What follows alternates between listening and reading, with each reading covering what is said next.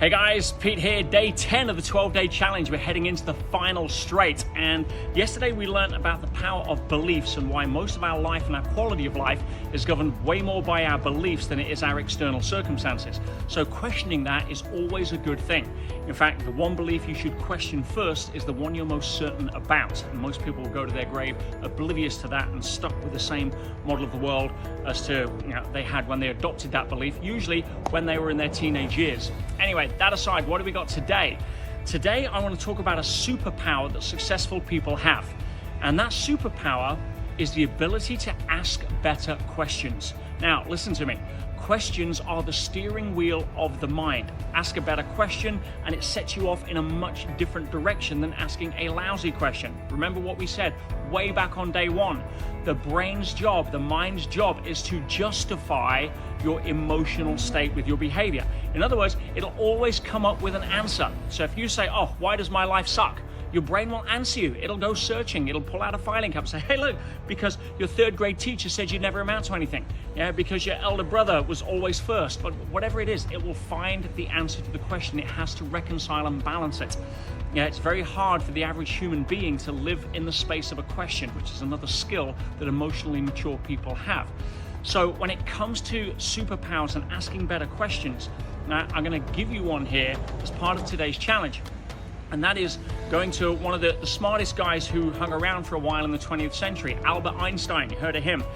He said the most powerful question that a human being could ask or answer in their lifetime was, do they live in a hostile or friendly universe? Now think about that.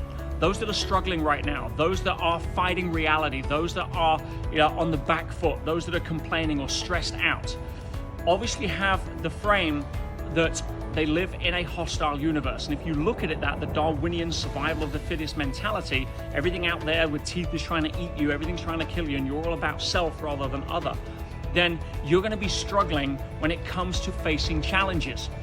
Now, if you think that you live in a friendly universe, you will see challenges as part of the growth process. Now, why is that important? Pretty simple. We know in biology that when an organism sees something as a threat, it goes weak. If an organism sees something as a challenge, it goes strong. And so that is my challenge for you today. When uncertainty shows up, when you're faced with the next level of what some people would call crisis or challenge or problem, your job is to wake up, don't run off a default, don't sleep awake, and say, okay, do I see this as a challenge or as I see this as a threat?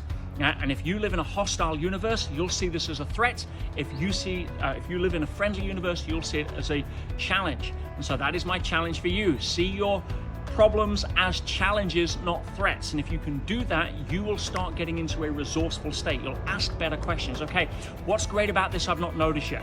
What's something about this that I can find an opportunity in? Rather than do what the default is, which is most people bemoan, complain, cry, resist, and push back and all of that stuff.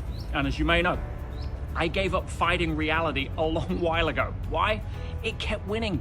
So there's a lot less hassle, a lot less energy expended when you see yourself living in a friendly universe. And that's my challenge for you today. Next time something shows up, do you want to go weak or strong? See it as a challenge, something that's like weights in the bar that an athlete would lift in the gym?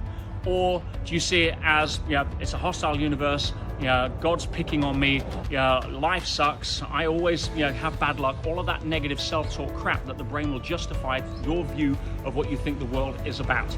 Right, now, on that note, you also had an invitation yesterday to come to the live training on January 6th.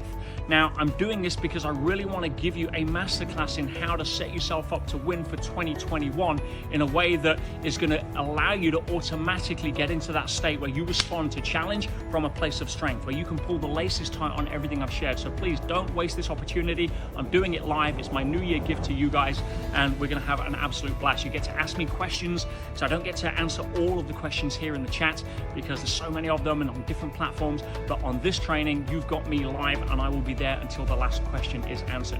So leave a comment below, share me your thoughts, and go click the link to register for the training on the 6th at 5 p.m. We're going to have a blast, and I promise you it'll be a huge improvement on anything that you could set yourself up with for the rest of this year if you attend.